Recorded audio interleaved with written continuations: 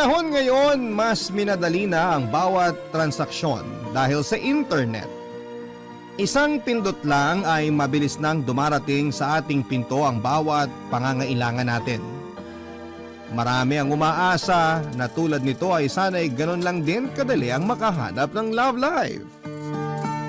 Ikaw kapuso, may napala ka na ba sa kaka-online shopping?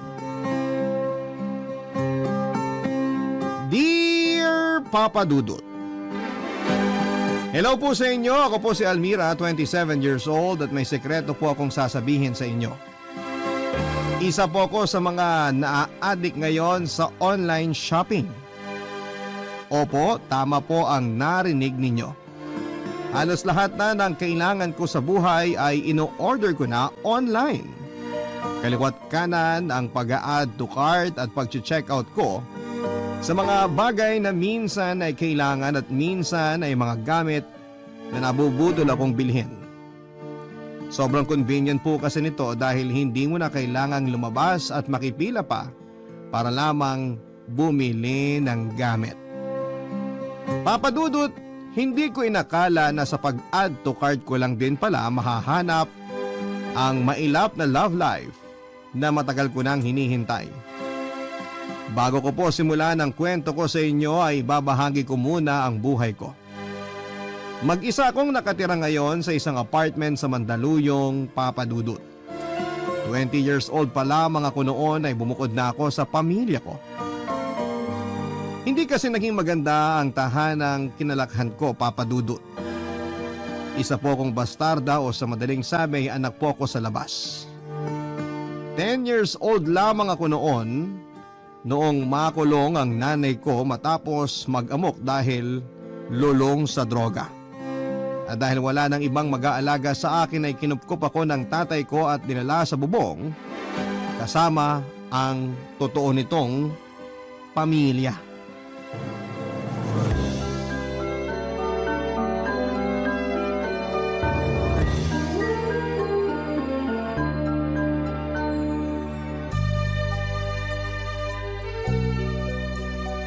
Hello, Almira. Hello po. Bakit hindi mo pa ginagalaw yung pagkain mo? Di ka ba nagugutom? Hinihintay ko po si Mama eh. Baka po umuwi na siya ngayon. Maghahati kami sa pagkain ko. Alam mo ba kung saan nagpunta ang mama mo? Kinuha po siya ng pulis kahapon eh. Inaway kasi niya yung kapitbahay namin. Sa tingin ko, matatagalan pa bago makauwi ang mama mo eh. Paano yan? Saan po ba yung presinto? Hahanapin ko na lang po siya para makauwi na siya. Hindi ganun kadali yun eh. Saka medyo malayong pinagdalan sa kanya. Makukulong po ba si Mama kasi inaway niya yung kapitbahay namin? May ginawa kasi si mama mo na hindi maganda. Kaya kailangan na doon na muna siya sa mga pulis tumira. Hindi bale, ipinagkatiwala ka naman niya sa akin. Kaya simula ngayon, ako na muna mag-aalaga sa'yo. Kaibigan ka po ba ni Mama? Kayo ba yung bagong boyfriend niya? Hindi niya ako boyfriend. Dati, oo. Pero ngayon, hindi na. Ako pala si Samuel. Kilala mo ba ako? Hindi po. Sino po ba kayo? Baka hindi pa nakukwento sa'yo ng mama mo. Ako ang papa mo, Almira. Talaga po? Paano po nangyari yun?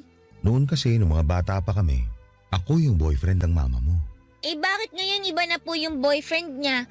Yung boyfriend niya po ngayon, lagi po akong pinapagalitan. Lagi po niya akong pinapalo. Kasi hindi nag-work yung relationship namin noon. May iba akong priority tapos si mama mo naman, may iba ng gusto kaya naghiwalay kaming dalawa.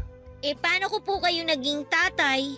Bago kami naghiwalay ng mama mo, buntis siya. At ikaw yung pinagbubuntis niya. Kung alam niyo palang buntis si Mama, bakit niyo po siya iniwan? Hindi ko naman gustong iwan kayo eh. Hindi na ako love ng mama mo noon. Kaya tinanggap ko na lang yun. Nung ipinanganak ka, ayaw niya ako ipakilala sa'yo hanggang sa nakahanap na ako ng ibang babae na pinakasalan ko. May pamilya na po ba kayo? Meron na. May 3 kang kapatid. 2 babae at saka 1 lalaki. Sigurado ako matutuwa sila kapag nalaman nilang may isa pa silang kapatid. Ayoko pong sumama sa inyo. Antayin ko na lang po si Mama. Hindi pwede yun. Nagkausap na kami ng mama mo. Sabi niya, sa akin ka muna titira hanggang sa makabalik siya. Kailan po ba siya babalik? Yan ang hindi ko alam. Pero habang naghihintay ka sa pagbabalik niya, doon ka muna sa amin. Okay? Sige po. O sige na. Kainin mo na yung pagkain mo para makaalis na tayo. Malayo po ba yung bahay nyo? Medyo malayo, pero may sasakyan naman tayo. Sa sasakyan ko na lang po kakainin to. Pwede naman. Ano, alis na tayo? Excited na ako ipakilala ka sa mga kapatid mo.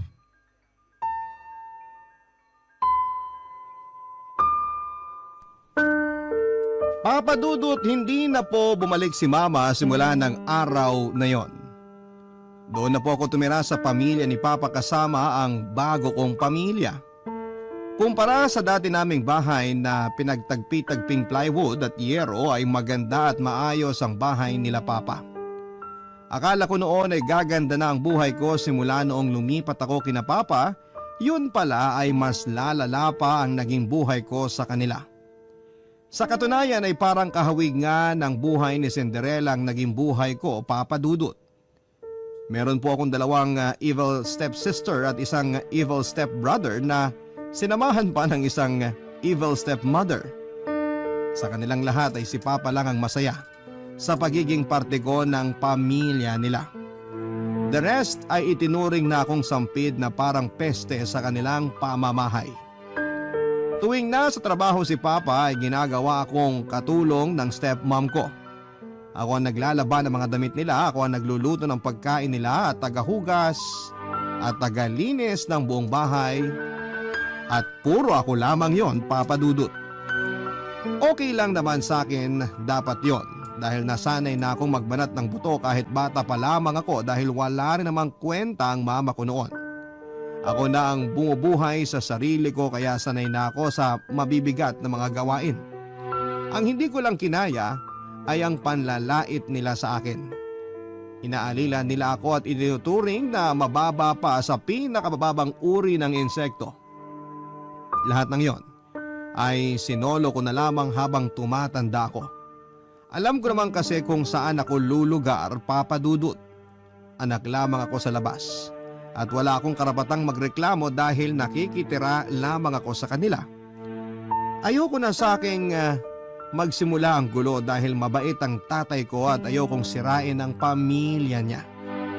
Kaya naman sa pagtanda ko ay sinanay ko na ang sarili ko sa pang-aalipusta sa akin ng step family ko, Papa Dudut.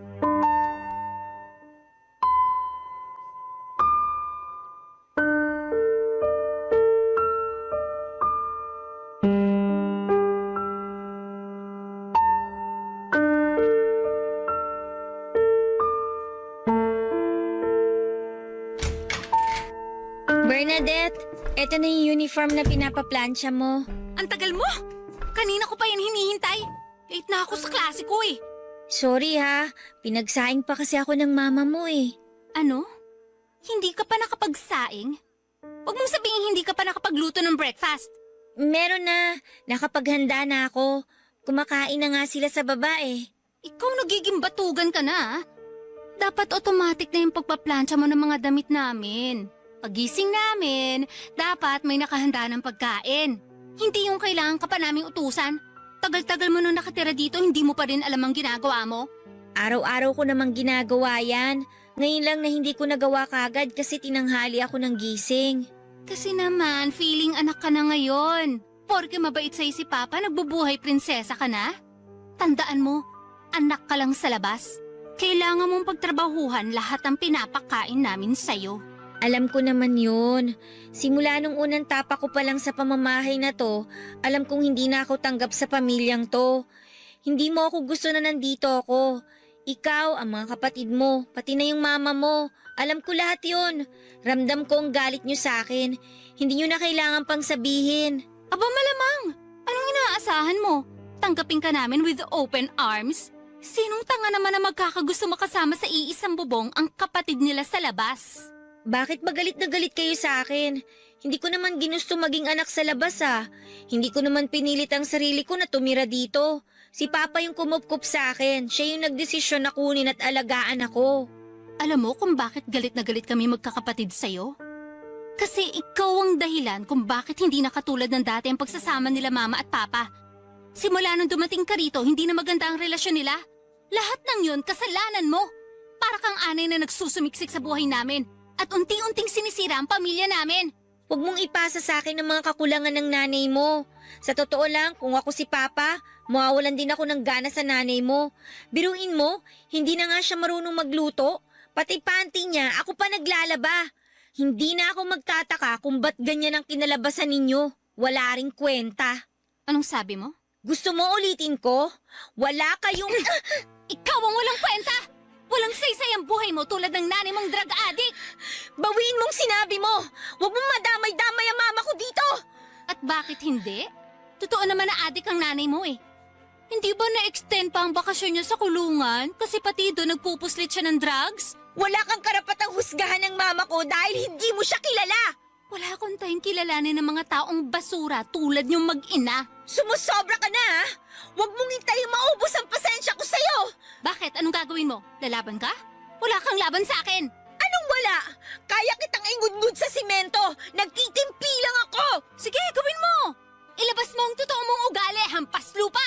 Talagang ayaw mong tumigil ha?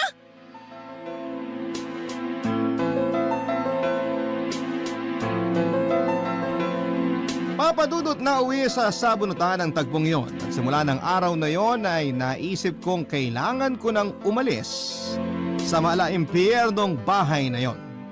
Alam kong matagal na nila akong gustong palayasin doon kaya lagi nila akong sinusubukan. Ang hindi nila alam ay mas mahaba pa sa Great Wall of China ang pasensya ko. Kaso nga lang ng araw na nagkasagutan kami ni Bernadette ay sumabog na lamang ang galit ko na ilang taong ko ring kinikimkim. Nadismaya sa akin si Papa noong nalaman niyang basag ang bibig ni Bernadette dahil sinuntok ko ito. Pinagkaisahan ako noon, Papa Dudut, kaya ang ginawa ko simula ng araw na yon ay naghanap na ako ng trabaho at nag-ipon ako ng pera. Wala po akong tinapos. Hindi ako nakapag-aral dahil mas priority noon ni Papa ang 3 kong kapatid. Naiintindihan ko naman siya at wala akong sama ng loob sa kanya. Malaki na ang pasasalamat ko sa pag-aruga niya sa akin noon. Kahit gusto ko pa noong makasama si Papa ay nagpaubaya na lamang ako. Nang makaipon ay umalis ako sa kanilang poder at nagpakalayo-layo na. Wala mang pinag-aralan na isinikap kong buhay ng sarili ko ng mag-isa. Kung saan-saan ako nag-work at tumira para lamang buhayin ang sarili ko. Mahirap ang simula ng pagiging independent ko, Papa Dudut, pero masaya ako. Nasa wakas ay nakalaya na ako mula sa pang-aabuso ng mga taong inakala ko noon ay magiging pamilya ko na. Barangay Love Stories. Barangay Love Stories.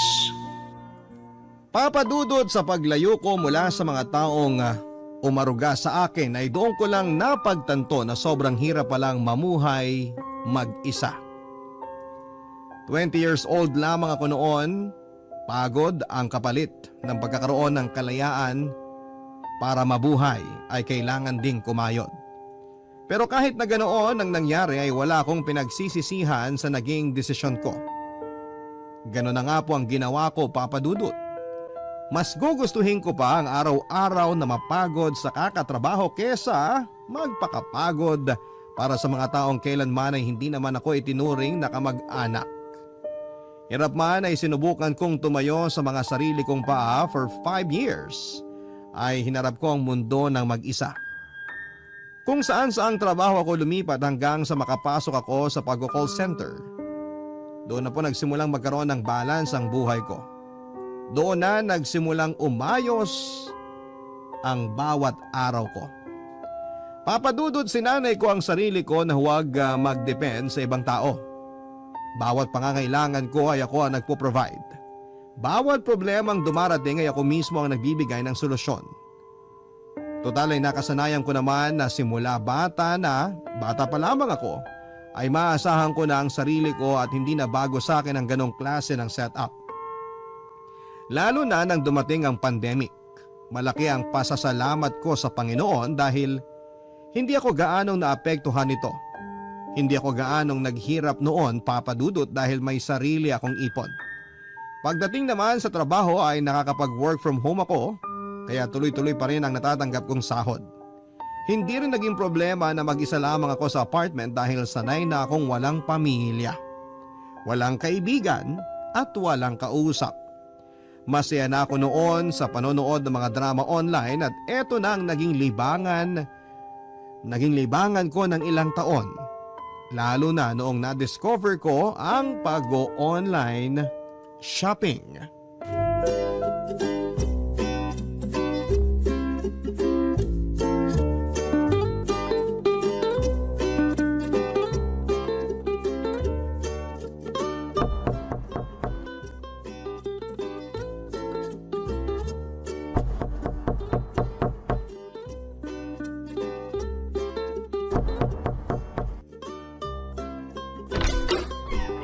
Sorry kuya ha, naka-headset kasi ako hindi ko narinig yung katok nyo. Okay lang ma'am. Ito po yung parcel nyo. Salamat. Next time, pwede nyong iwan na lang dun sa guard para hindi na kayo umakyat pa dito. Total, bayad na naman yung mga ino-order ko. Wala yun ma'am. Kung kasing ganda nyo rin lang naman ang aakyatin ko, walang problema kahit araw-araw pa.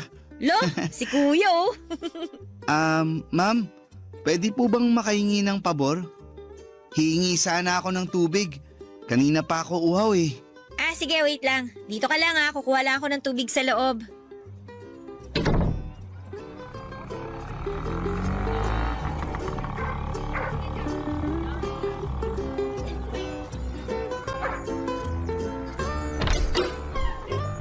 Heto, tubig. Pasensya na, hindi malamig ha.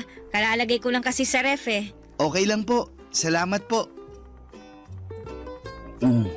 Mukhang napagod ka sa pagdi-deliver ah. Opo eh. Hindi ko kinaya ang init. Pangatlong araw ko pa lang kasi sa trabaho kaya naninibago pa lang ako. Ah, bago ka lang? Kaya naman pala. Ano nangyari kay Kuya Ramon? Siya kasi yung palaging nagdi-deliver sa akin dito eh. Si Kuya Ramon ba? Nag-resign na yun. Lumipat sa ibang delivery service. Mas mataas daw sahod. Oy, totoo ba? Tapos ikaw ang pinalit? Ganun na nga po. Sayang naman. Kilala na kasi ako nun eh. Alam na niyang ginagawa sa mga parcel ko. Lagi siguro kayong order ng order no? Kaya pati delivery rider, kilala na kayo. Oo, since nung pandemic, nasanay na ako na dinideliver lahat ng pinamimili ko. Bawas hassle din kasi tsaka alam mo na, may virus pa kaya mas mabuti na yung maingat. Tama po kayo dyan. So, simula ngayon, ikaw na magdi-deliver sa mga parcel ko? Opo ma'am, dito sa area nyo ako nakatoka. Eh di ikaw na ang palagi kong makikita niyan.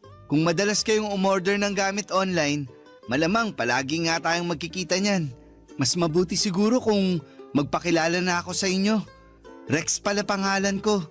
Oo, alam ko na yan. Nabasa ko na sa notification message nung app yung pangalan mo.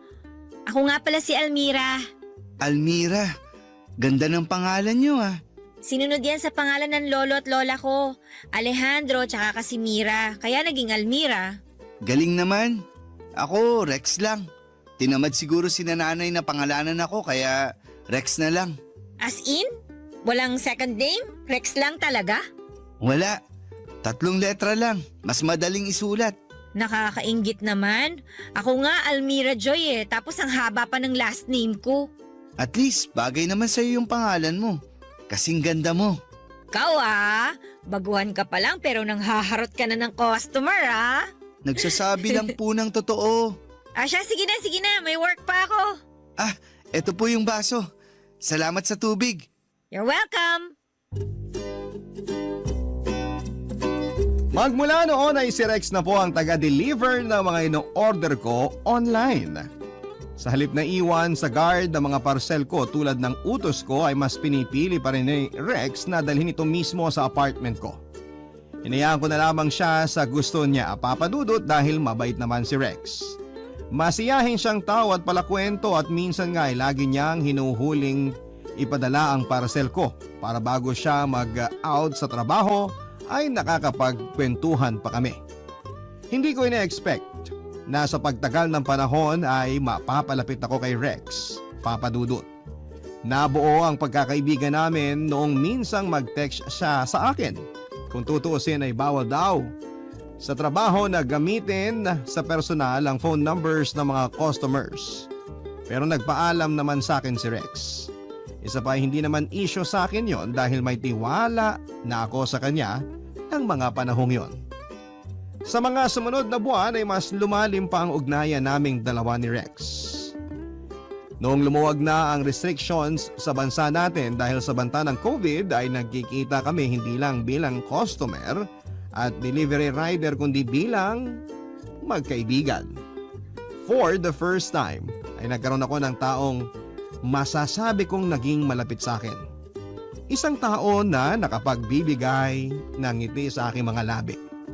Isang tao na kaya kong respetuhin at tratuhin ng maayos.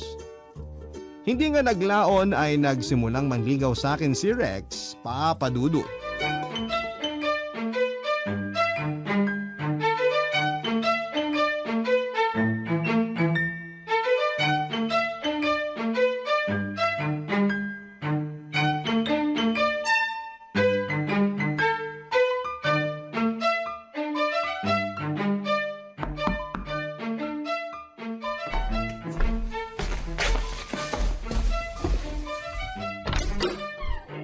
Oh, Rex! Anong ginagawa mo dito? Teka, may parcel ba ako? Parang wala naman ako in-order ah. Wala, pero may nagpadala ng regalo para sa'yo. Ha? Halika, pasok ka. Upo ka muna. Delivery galing kanino? Ewan ko, baka galing sa admirer mo. Sino naman? Eto, check mo. Naka-paper bag pa talaga ah. Ano bang meron ngayon? Tingnan mo, sa sobrang kabisihan mo, hindi mo na alam kung anong kaganapan ngayon. Bakit? May ganap ba? Valentine's Day kaya ngayon. Talaga ba? Hindi ako aware ah. Wala naman kasi akong love life eh. Oh, check mo na kung kanino galing yan. Ano ba naman ito? Chocolate tsaka plastic rose? Galing sa'yo? Sa akin ba? Ano bang nakalagay dyan? Rex, galing nga sa'yo. Happy Valentine's Day! Hala, thank you ah. Pasensya na sa plastic na bulaklak. Ang mahal ng bouquet ngayon eh. Hindi pasok sa budget. Okay lang. Ngayon lang ako nakatanggap ng ganito. Thank you ah. Walang anuman. Alam mo naman na siguro kung anong ibig sabihin yan. Ang alin? Chocolates and flower? Ano ba ibig sabihin nun? Almira, gusto sana kitang ligawan. Kaya kita binigyan ng regalo ngayong Valentine's Day kasi gusto kong malaman mo ang nararamdaman ko para sa'yo. Gusto kita. Ako talaga? Bakit ako? Bakit naman hindi? Napakabait mong tao. Masaya ako tuwing magkasama tayo. Tuwing nag-uusap tayo. Gusto kitang ligawan, Almira. Hala! Ano ba?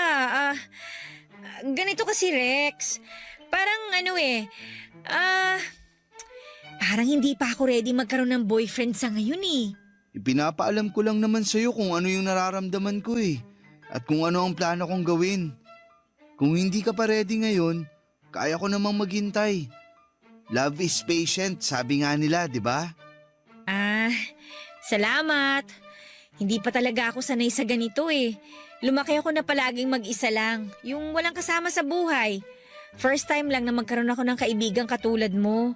Sobrang laking adjustment yun para sa akin, kaya yung relationship na gusto mo mangyari ngayon, baka hindi ko pa maibigay. Naiintindihan ko naman. Hindi kita minamadali. Basta ang hiling ko lang, hayaan mong ligawan kita. Kung ayaw mo, sabihin mo lang sa akin. Hindi naman sa ayaw ko.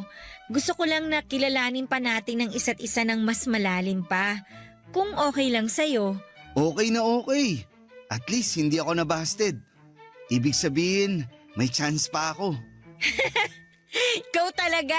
Halika na nga, tikman na natin itong binili mong chocolate. Huwag kang masyadong mag-expect ha. Mumurain lang yan. Chocolate is chocolate, no? Sandali lang ha, may soft drinks pa yata ako sa ref. Diyan ka lang, maghahanda ako na makakain natin. Sige, dito lang ako. Maghihintay. Almost a year na noon simula nang magkakilala kami ni Rex bago niya ako sinimulang ligawan. Kaya alam na alam ko na ang ugali niya, Papa Dudut. Ganon pa man ay hindi pa rin ako nagpadalos-dalos. Umabot pa noon ng ilang buwan ang panliligaw niya sa akin bago ko siya tuluyang sinagot. Aaminin ko na medyo nahirapan akong papasukin sa buhay ko si Rex dahil nasanay na ako na maging loner. Mula bata hanggang sa pagtanda ay mag-isa lamang ako. Kaya ang pagdating ni Rex sa buhay ko ay bago lamang para sa akin. Papadudot, lahat kasi ng taong dumarating sa buhay ko ay hindi ako binigyan ng magandang trato. Nauna na ang mama ko na pinabayaan lamang ako kapalit ng ipinagbabawal na gamot. Sumunod naman ang papa ko at ang pamilya niya na inalila naman ako mula pagkabata. Kaya nga mas ginusto ko na lamang maging mapag-isa para wala ng problema. Kaso nga lang, nagbago ang tingin ko sa mundo sa pagdating ni Rex. Dahil sa kanya ay unti-unti kong binuksan ang buhay ko sa ibang tao. Pinapasok ko siya sa puso ko dahil sa mga taong pinagsamahan namin. Napatunayan kong totoo at tunay ang pagmamahal niya sa akin, Papa Dudut. Handa na ako noon na sagutin si Rex, Papa Dudut. Para sa akin ay sapat na ang mga ipinakita niya para masabi kong legit ang intention niya para sa akin. Pero yun nga lang, Papa Dudut, sa araw kung kailan ay sasagutin ko na sana si Rex, ay saka ko naman na lamang si Rex pala ay may lihim sa akin, na siya pala ay may sarili ng pamilya. Barangay Love Stories. Barangay Love Stories. Papadudot ng araw na yon ay may nakaschedule kaming dinner date ni Rex. Doon ko sana siya planong sagutin, kaso nga lang ay isang bagay ang nalaman ko tungkol sa kanya bago pa man ito mangyari. Umaga ng araw na yon ay pinatawag ako sa opisina. Bago pumunta ay naisipan kong daanan na lamang sa warehouse ng courier ang parcel na ilang araw ko nang hinihintay. Total ay malapit lamang ito sa office namin. Pagkarating ko doon ay naabutan ko si Rex na may kausap na babae. Nung una ay natuwa pa nga akong makita siya. Saktong lalapitan ko na sana silang dalawa nang bigla na lamang yakapin ni Rex ang babae. Nagulat ako sa mga nakita ko, Papa Dudut, dahil never kong inimagine na may ibang babaeng niyayakap ang taong mahal ko. Natigilan ako habang pinagmamasdan ng dalawa. Saka ko na lamang dinapansin na may dalawa palang bata sa tabi niya. Kung tama ang tansya ko ay nasa edad 10 pababa ang mga bata. Pagkatapos yakapin ang babae bago umalis ang babae ay nag-abot pa sa kanya si Rex ng pera. Papadudot, may asawa at pamilya na si Rex. Ito ang naging pagkakaintindi ko sa mga nakita ko. Kung ano-ano na mga pumasok sa isipan ko noon, walang nabanggit sa akin si Rex na may pamilya na pala siya. Kung sa bagay, hindi naman talaga yon sasabihin ng isang taong manloloko.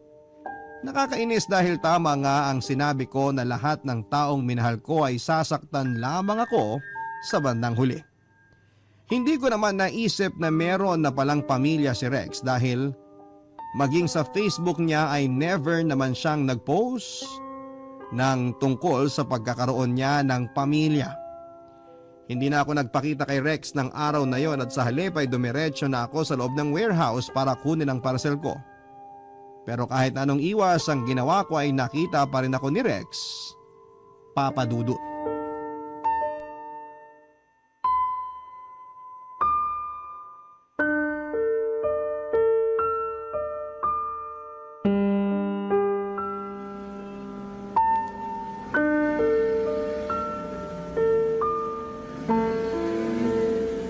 Almira?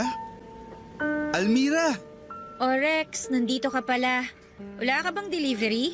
Sinusort pa nila yung mga i-deliver ko. Anong ginagawa mo rito? Binibisita mo ba ako? Hindi. Kukunin ko lang yung parcel na ilang araw nang hindi na di-deliver. Ganun ba? Huwag kang mag-alala. Ako na maghahanap. Dadaling ko na lang mamayang gabi sa date natin. Wag na, hinahanap na nila yung parcel ko. Okay. Ba't pala bis na bis ka? Papasok ka ba sa opisina nyo? Ang dami mo naman tanong. Wala ka bang trabaho? Mamaya pagalitan tayo dito kapag nakita ka ng boss mo nakikipagchismisan sa akin. Mababait mga tao rito, kaya ayos lang. Walang magagalit. Kaya naman pala pati babae mo dinadala mo rito no? Ha? Ano ulit yun? Wala. Sabi ko magtrabaho ka na dyan. Ayoko makaabala. Ang sungit naman. Hindi yata maganda gising mo ngayon ah. Hindi ka nag-breakfast no, kaya ka ganyan. Ay, alam mo kung bakit ako ganito? Kasi may nakita ako. Anong nakita mo? Sino yung babaeng kayakap mo kanina? Nakita mo yun? Sino yun? Asawa mo? Girlfriend? Nililigawan mo rin ba katulad ko? Okay, relax lang. Huwag mong pairalin ang galit mo. Mag-i-explain ako. Ay, yung nakita mo kanina, si Laura yon. Ex-girlfriend ko siya. Sinasabi ko na nga ba eh. Teka, hintayin mo muna ako matapos. Kung totoo ngang ex mo yon, bakit nakikipagkita ka pa sa kanya hanggang ngayon, ha? Heto na nga, mag-i-explain na nga eh. Pakinggan mo muna kasi ko. Ganito kasi yun. Si Laura, ex ko nga, di ba? Nakalibin ko siya dati. O tapos? Tapos, nagkaroon kami ng 2 anak. Kaso, hindi rin nagtagal yung pagsasama namin, kaya naghiwalay din kami. Bakit kayo naghiwalay? Hindi na niya ako gusto. Nakahanap siya ng ibang lalaki. Naghiwalay kayo ng ganun-ganun lang? Ano pa nga bang magagawa ko kung ayaw na sa akin ng tao? Alam nga namang ipaglaban ko pa pinagtutulakan na nga ako. Hindi ko naman sinasabing ipaglaban mo yung relasyon nyo ng babae. Yung mga anak mo, iniwan mo na lang basta? Hindi ko naman kayang buhayin yung mga bata, lalo na't musmus pa sila. Dumidede pa nga sila nun. Hindi naman pwedeng ilayo ko sila sa nanay nila. Kung hiwalay na pala kayo, bakit nandito siya ngayon? Bakit nagkikita pa rin kayo? Ano, nagkabalikan na kayo? Teka lang, hinay-hinay naman. Sobrang advance mo naman mag-isip. Walang nagkabalikan, okay? Nagpunta rito si Laura kasama mga anak ko kasi nag-request ako sa kanila. Nag-request ng ano? Lilipat na kasi sila sa probinsya at kanina ko lang din nalaman kaya tinawagan ko si Laura na kung pwedeng kitain ko muna yung mga bata bago sila umalis. Ano yung perang inabot mo sa kanila? Sustento yun. Buwan-buwan ako nag-aabot ng pera sa mga bata. Totoo ba yan? Oo, promise. Gusto mo tawagan natin ngayon si Laura? Wag na. So kailan daw ang alis nila? Mamayang hapon. Huwag kang mag-alala. Hindi na kami ulit magkikita ni Laura. Kasi sa Pangasinan na sila titira kasama mga anak ko. Siguro from time to time, mag-uusap pa rin kami. Pero tungkol lang yun sa mga sustentong ipapadala ko. Sorry, nakapag-isip kagad ako na masama dahil sa nakita ko. Okay lang yun. At least nalaman ko na magsaselos ka pala kapag nakita mo ako may ibang babae. Sira ulo ka, malamang no? Bahala ka na nga dyan, alis na ako. Paano yung parcel mo? Dali mo na lang mamaya. Papadudot aaminin ko na nasaktan ako noong nakita ko si Rex na may ibang kasamang babae. Ganon pala ang feeling kapag ang taong mahal mo ay may ibang kayakap. Doon ko lang napatunayan na totoo nga talaga ang nararamdaman ko para kay Rex. Sobrang laki na ng parte nito sa buhay ko kaya hindi ko na siya pwedeng pakawalan. Nang araw na yon ay tinuloy namin ang date naming dalawa. Doon ay humingi siya ng tawad dahil hindi niya kaagad nasabi na may mga anak na pala siya. Hindi niya kasi alam kung papaano niya ito sasabihin sa akin at inintindi ko na lamang siya, Papa Dudut. Kahit nagkaroon kami ng kaunting misunderstanding, ay sinagot ko pa rin siya ng gabing yon. Patungkol naman sa ex ni Rex na si Laura ay napag-usapan na namin ito ng maayos. Wala na talaga silang ugnayang dalawa pa maliban sa mga updates at sustento patungkol sa kanilang anak. Hindi ko naman na ito ginawa ng issue pa, Papa Dudut, dahil malaki ang tiwala ko kay Rex. Isa pa, sa halip na si Rex ay ako na mismo ang kinokontak ni Laura kapag nagbibigay siya ng balita sa mga anak nila. Tiwala ang namagitan sa aming magkasintahan kung kaya ay umabot kami ng 3 taon. Last year lang ay tumira na kami ni Rex sa isang bubong, Papa Dudut. Sa pagsasama namin sa isang bahay ay mas nakilala pa namin ang isa't isa. At doon nga ay mas tumibay pa ang pagsasama naming dalawa.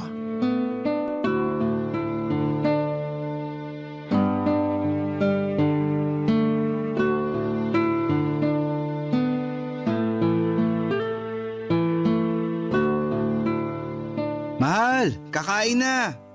Heto na, saglit lang. San ka ba galing? Kanina pa kita iniintay. Gusto ko, sabay tayo kumain bago ako pumasok sa trabaho. Tatatapos lang ng tawag ni Laura. Nagkwentuhan kami. Magka-video call na naman ba kayo? Oo, binalita niya sa akin na top honor daw yung panganay mo.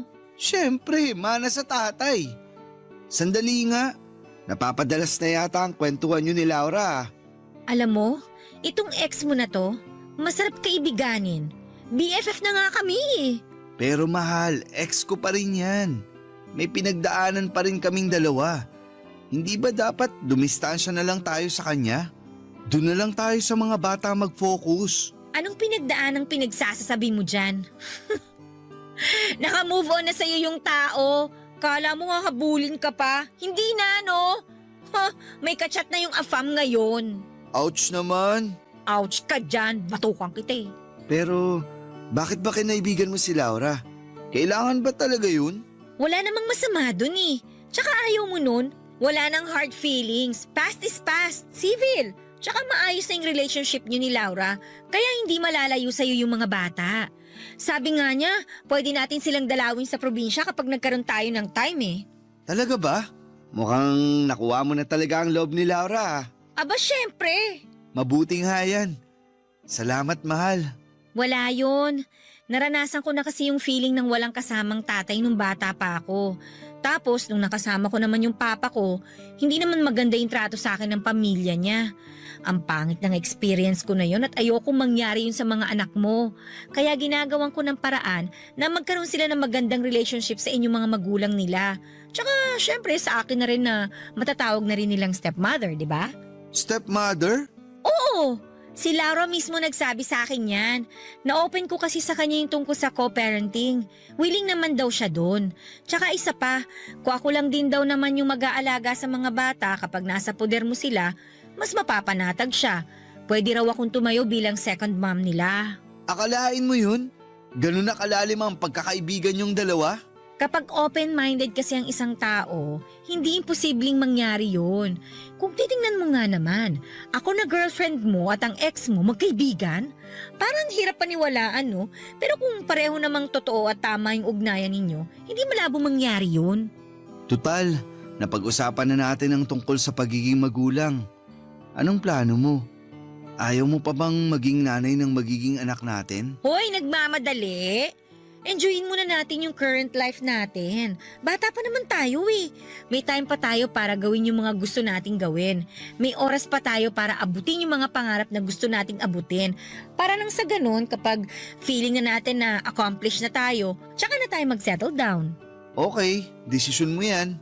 Ikaw ang masusunod. Pero kapag nagkaanak tayo, anong gusto mo? Babae o lalaki? Ano nga ba? Parang mas gusto ko ng babae. Mas madaling alagaan, madaling turuan, tahimik tsaka hindi magulo. Ikaw, anong tingin mo? Ako, gusto ko naman ng lalaki. May 2 babae na ako eh. Kahit ano, pwede sa akin. Masaya na ako kung ano man or ilan man ang magiging anak natin. Pero sa ngayon, huwag mo na yan ang isipin mo. Masyado kang advance eh. Ang problemahin natin, itong ulam natin na malamig na. Sandali nga, initin ko muna. Ikaw kasi, dami mong kwento eh.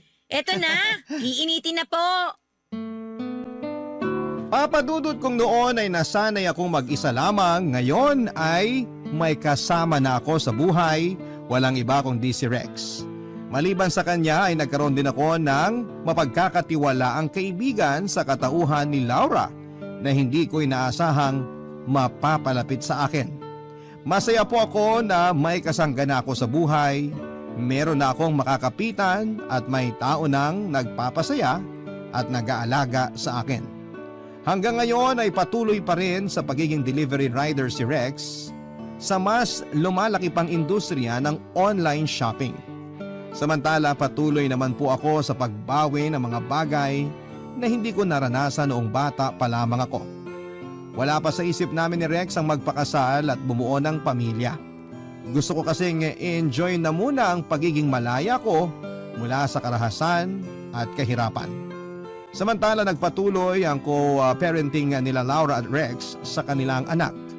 Kapag may time ay nagpabakasyon kami sa probinsya nila. Minsan naman ay sina Laura ang dumadalaw para iwan sa amin ang mga bata kapag wala silang pasok.